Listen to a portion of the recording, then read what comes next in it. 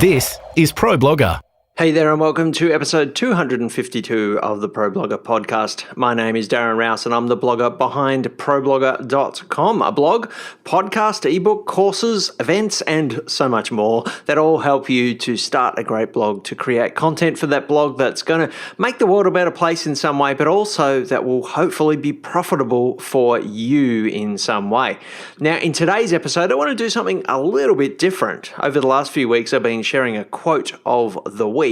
And I've had some really nice feedback on that. In fact, quite a few of you have been tweeting and sending me quotes that you love on Twitter, social media as well. And so this week is all based around 11 quotes from Thomas Edison. And I want to talk about these 11 things that Thomas Edison can teach you about blogging. And really this is, I guess, just a different way of talking about some of the principles of building a profitable blog. Thomas Edison was one of the most prolific and influential inventors that the world has seen, particularly for his time, and has developed all kinds of amazing technologies. And he's also prolifically quoted. And so as I was digging around looking at some quotes, I came across quite a few of his that I thought really did relate to blogging. So I'm going to go through those. It'll be a relatively quick episode today. You can find all of the quotes and full transcript of today's show over at our show notes at problogger.com/podcast/252. I also want to mention today, before we get into the show, that you can now enroll in 31 Days to Build a Better Blog. This is a course that I've been talking about now for a few months, which we have officially launched. If you go to problogger.com/31 days, number 31 and then days, or you'll find it linked to in our courses tab over at problogger.com. And this course is an updated version of our incredibly best-selling ebook, the best-selling ebook I've ever launched, 31 Days to Build a Better Blog, which I launched, I think it was back in 2008, and then we did an update in 2012, and now 2018 we're doing a complete overhaul of it and presenting it as a course, and you get video, audio, you get all the slides, you get a whole stack of writable worksheets.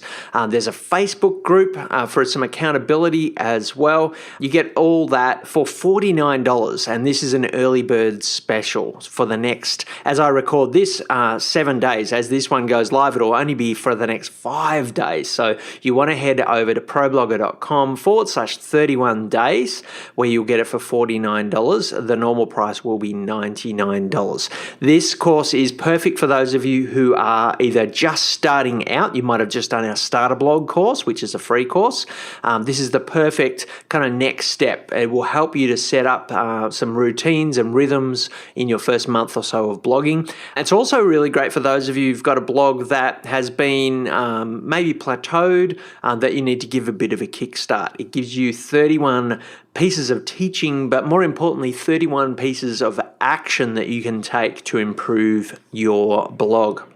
It's been done by over 20,000 people in the ebook version, and I know it's going to help a lot of you. We've just had 200 bloggers go through the beta version of it, and I've incorporated a lot of their feedback into improving it even further. So again, check it out at problogger.com/31 days, number 31 and days, and make sure you do that fairly quickly because it only lasts, that early bird discount, for the next few days. All right, today's show notes again, problogger.com/podcast/252. Creating great content. Finding an audience. Building engagement. Monetizing your blog. This is Pro Blogger. Okay, so let's get into today's show. What Thomas Edison can teach you about profitable blogging. Now, you might think nothing at all because he was around way before blogging was invented. But just pulling out some of the wisdom from these 11 quotes, I do think a lot of them do apply to any kind of entrepreneurial activity, blogging being one of those if you are trying to do it for profit. So let me go through them. Number one thing that I think he can teach us is to really have at the center of what you do the need of someone. Start with a need. And this is the quote that I found. I never perfected an invention that I did not think about in terms of the service it might give others.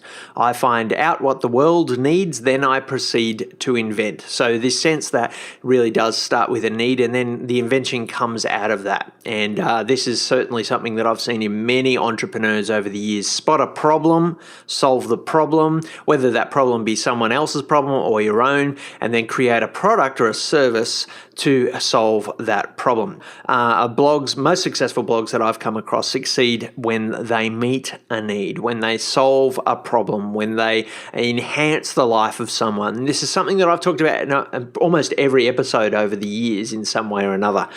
Whether it be your blog is to give people information where they don't have information, whether your blog maybe is to entertain people when they're feeling bored, whether it is your blog gives people a sense of community when they feel alone, when it gives them information that teaches them something, how to do something when they don't know how to do something. Blogs succeed most when they meet a need, when they enhance the life of their reader in some way. And so the best place to start when you are building a blog is to think about that need, that problem that people have. And many times, many successful blogs start with the problem of the blogger themselves, and they solve that problem, and they talk out loud about how they solve their own problem, or it is spotting someone else's problem. And certainly for me, ProBlogger was me trying to solve my problem. How do I build a profitable blog? That was a problem I had, and so I started a blog about my journey in solving that problem.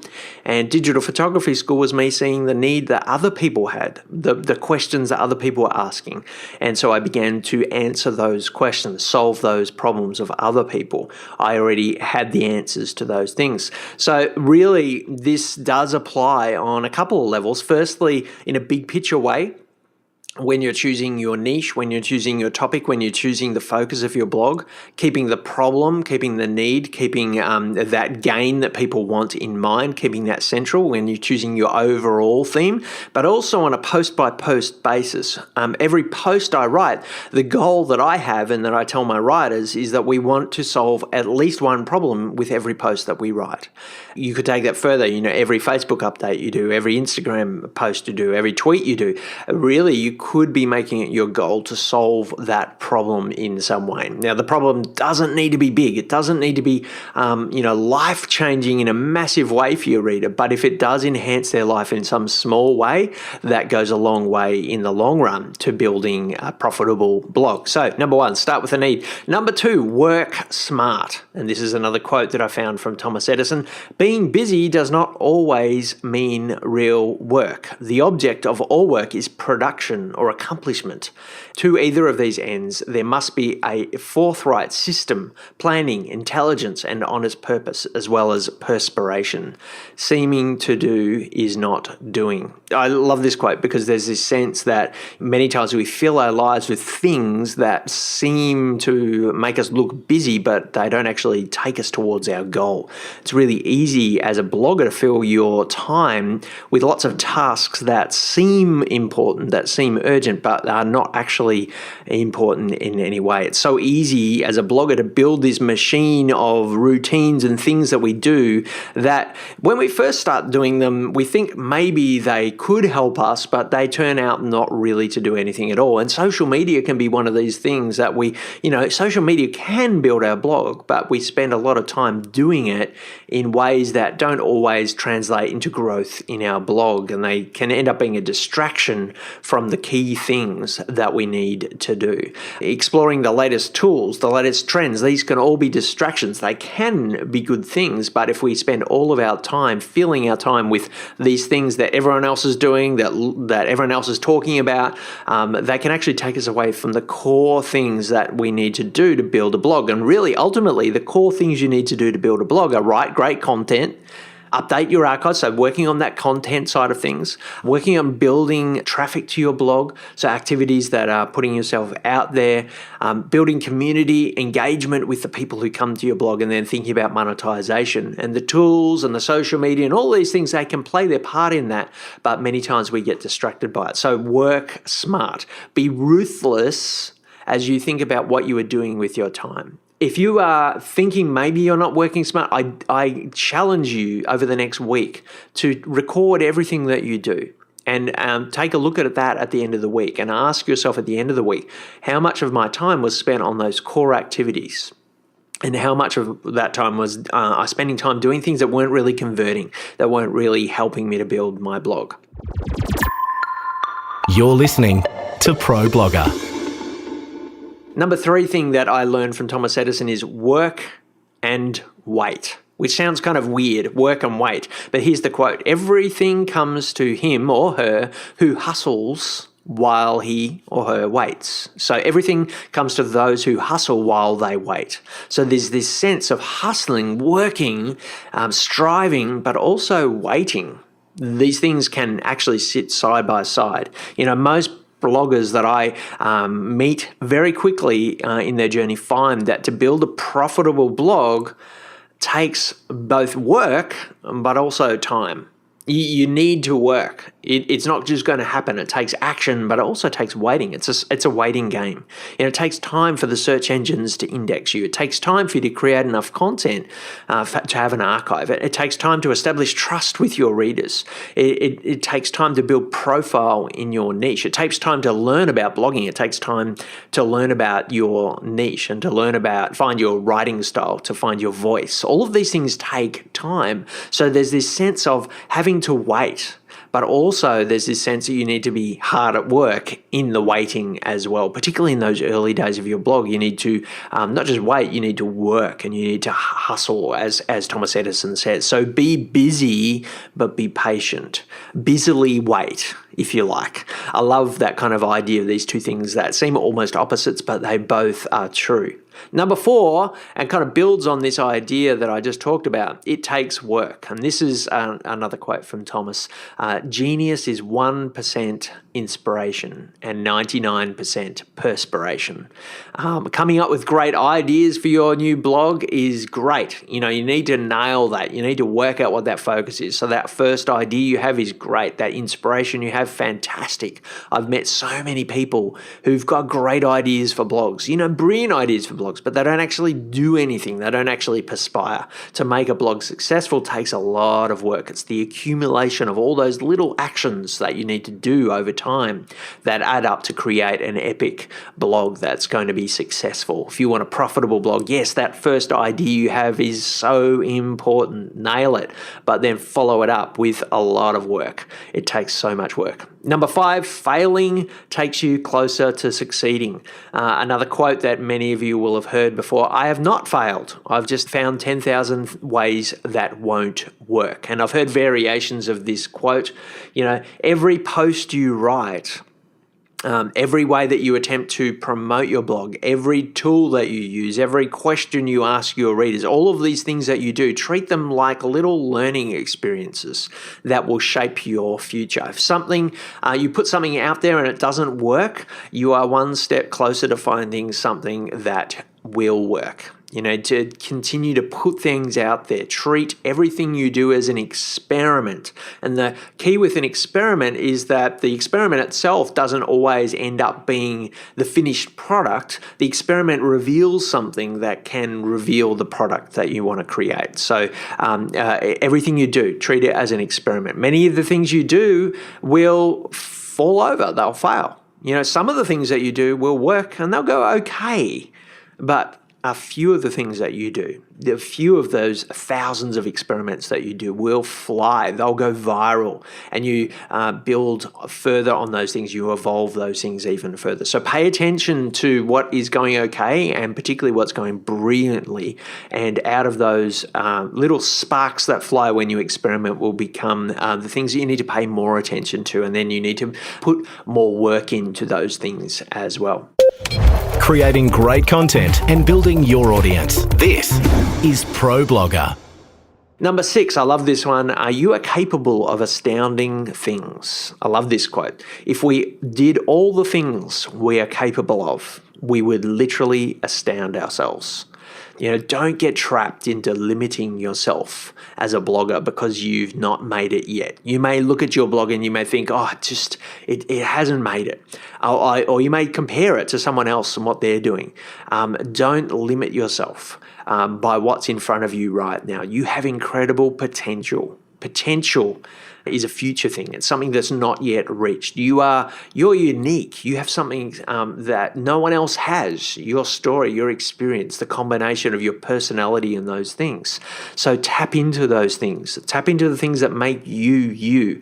And hopefully you'll be on the way to building something valuable. Don't sell yourself short. You're capable of astounding things. Those things won't just fall in your lap though. So you've got to combine this one with some of those other things. There's a lot of work. There's patience, busily wait. Remember that one. But don't sell yourself short. You are capable of astounding things. Those things hopefully will reveal themselves to you, particularly when you tap into what makes you, you. Number 7 taps into a theme that we did touch on a little bit before. Sometimes failing is just the start of success. Another quote that Thomas said, just because something doesn't do what you planned it to do doesn't mean it's useless. So there's this sense here in the experiments that Thomas did. Sometimes he would start an experiment thinking it would turn out one way, but it turned out another way, and the other way actually revealed something else that you could do. And this is a theme that comes out many times when you talk to inventors. It's how the microwave oven was invented. I can't remember the guy who did it, but he was developing radar in weaponry.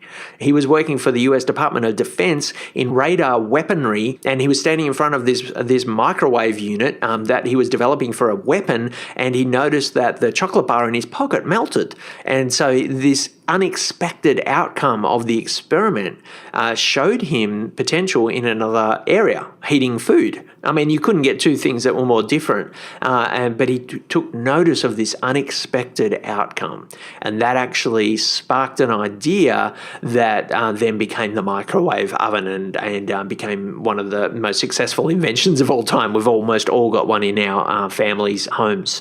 So one of the wonderful things about experiments is that you will have unexpected outcomes. And one of the wonderful things about the blogging space is that sometimes you put things out there and they come back to you in a different way. Sometimes you start out thinking that you're going to serve your readers in one way, and then you serve them in another way. And there's been many times in my own journey where the things that I thought I was doing actually didn't work, but they revealed something else. And perhaps the best example I can give you of that is my first ever photography blog. It was designed to be a photo blog. I was going to share photos of a trip I was taking to Morocco. I also wrote this little review of the camera I was using on this trip, and of course went away on the trip and came home and realized no one took any notice of my photos. It turns out my photos weren't that great, but the camera review took off and it was ranking high in Google, and people were responding to that. And that gave birth to a camera review blog. So the photo blog became something else. I would never have discovered that if I hadn't have done the experiment of the photo blog and taken note of the unexpected outcome. So, and take note not only of your failures as things that don't work, but also pay attention to what unexpected thing comes out of that failure. Maybe it will give birth to something new that can become your new main thing. Number 8, don't give up too early. Here's the quote: "Our greatest weakness lies in giving up. The most certain way to succeed is to try just one more time." Most bloggers abandon their blogs after a month or two. I actually saw a study a few years ago. I think it was 2 months was the average length of a blog. So here's one thing for you. If you've been blogging for longer than 2 months, congratulations, you're above average. You've done well. If you're less than 2 months, persist. Get to that 2-month mark to make yourself above average. But here's the thing. Most successful blogs, most profitable blogs actually take 2 or 3 years to get to that point where they're beginning to take off. So there's this patch between that 2-month mark where most people give up and the 2 or 3 or 4 year mark where blogs begin to grow and take off. That is a tough time to get through. And I remember that time myself of wondering, is this going to work? I can see some little sparks and some things happening, but I'm not full time. I'm not able to sustain it. That time can be a hard time to push through. And that's why we started 31 Days to Build a Better Blog, to be honest, because that's where I find most people who are in that patch of just sort of wondering if they should give up. 31 days of intense sort of burst of action and interaction on your blog can actually lift it a lot. And so use 31 days if you want. Start a Facebook group and get together with a few other bloggers to get you through that patch, because that is the number one thing I think that most blogs fail on, is that the blogger just doesn't persist for long enough. So you need to persist with that. How to build and monetize your blog. This is ProBlogger. Number 9, make it fun. And I love this quote from Thomas. I never did a day's work in my life. It was all fun. Blog about something that you enjoy. Blog about something that you have an interest in, a passion in, something that you would talk to your friends about, even if no one was paying, even if no one else was listening, you just enjoy it. This doesn't guarantee success, but it certainly makes blogging a more pleasurable and therefore sustainable thing. And, if you are going to get through that, that tough patch between, in your first 2 or 3 years, you want to be doing something fun, because you're not going to be making much money in those early days. You probably won't have a whole heap of recognition. You probably won't have a lot of traffic or people affirming you in those early days. But if it's fun, if it's the type of thing that you would do for free, because you are doing it for free, then it will get you through that tough time. So choose something that you are going to enjoy. And you also will find the other benefit of doing something that you enjoy is that those who do eventually read your blog will pick up on your energy. They'll pick up on your enjoyment of your topic. They'll pick up on the fun that you are having, and it increases the chances of them having fun too. I know when I read a blog for the first time whether the author is actually engaged with their topic. If they are energized by their topic, it shines through in the writing. You can hear it in the voice of a podcaster. You can see it in the face of a video blogger. So it shines through. So you might want to choose something that you actually do enjoy, and that will help you to sustain it, but it will also help you to grow your blog as well. 2 more things that Thomas Edison can teach you about profitable blogging. Number 10 is have lots of ideas. Have lots of ideas. And this is the quote: to have a great idea, have a lot of them. And, the reality is, and this does tap into some of the other things that we were talking about with experiments before, the reality is a lot of the ideas that you will have over time will go okay. Some of them will completely flop, but occasionally you'll have one that just sparks, and that does really well for you. And again, I don't want to talk too much about 31 Days to Build a Better Blog, but it all started with a crazy idea I had one night, lying in bed at 2 o'clock one night, to do a blog post series of 31 blog posts over a month. This ebook that eventually sold 20,000 copies and now has turned into a course, all started with just a crazy idea I had one night to do a 31-part series on my blog. And the unexpected result was my readers really loved it, and they suggested I turn it into an ebook. And that would have never happened if I hadn't paid attention to that crazy idea.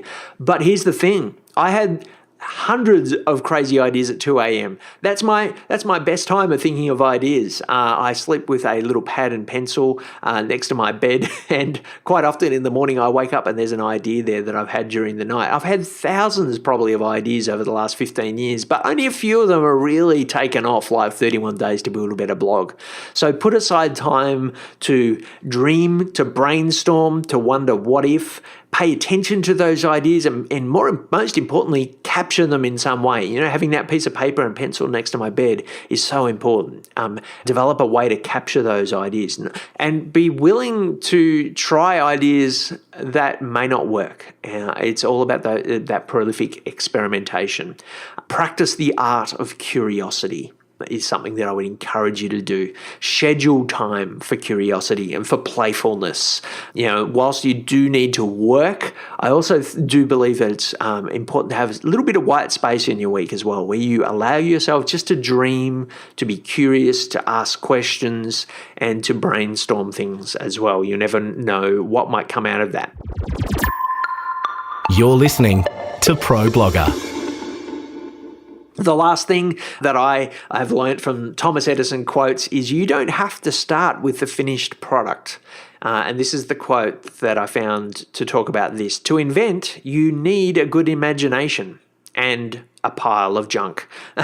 You're never going to start with the perfect blog. And a lot of bloggers get trapped into this way of thinking that on the day they start, they need to have a brilliant blog design. They need to have the perfect blog domain. They need to be using the perfect tool. They need to have all their tools installed. They need to have the opt-in. They need to have the product. They need a logo. They need all of these things before they start. The reality is that no successful blog ever started that way. I can't think of one that launched and that was perfect out of the gate. I look back on my first blog, it was on Blogger, it was on the Blogspot domain. I didn't have a server, I didn't have the best tool, I didn't have a design. I was using this ugly navy blue default template that they had. I didn't have any pictures or visuals on my blog at all. It was not perfect. I did not know what I was doing. I didn't know how to make text bold. I didn't know how to code. I didn't know anything. But I wrote a post. And that post led me to write another post. And gradually I learned the skills, and gradually I designed my blog, and gradually I realized there were other tools that I could use, and I learned how to use them, and I learned how to make text bold. And gradually over time I added some bells and whistles. And even today I look at my blog and it's not perfect. There are still things that I'm learning and still things that I can add to it. The key is to experiment. It's to start and to keep working. And gradually over time, your ideas will be refined, your blog will begin to grow, it will improve, and you'll get there. You'll get to that point where you have a finished product. But it all starts in a kind of ugly, awkward way. And that's totally okay, because over time, as you persist, as you experiment, as ideas turn out in unexpected ways, all of these things that I've been just talking about, as you have fun, hopefully it will grow. I hope you found a little bit of inspiration in these quotes from Thomas Edison. I'm going to include them all over in our show notes today at problogger.com/podcast/252. And I really hope that something in that has sparked for you some ideas and some inspiration and some encouragement to persist and keep working on what you are doing. If you've got a favorite quote, I would love to hear it. You can share it over in our Facebook group or on the show notes as well. You might just find it gets featured in an upcoming show as well.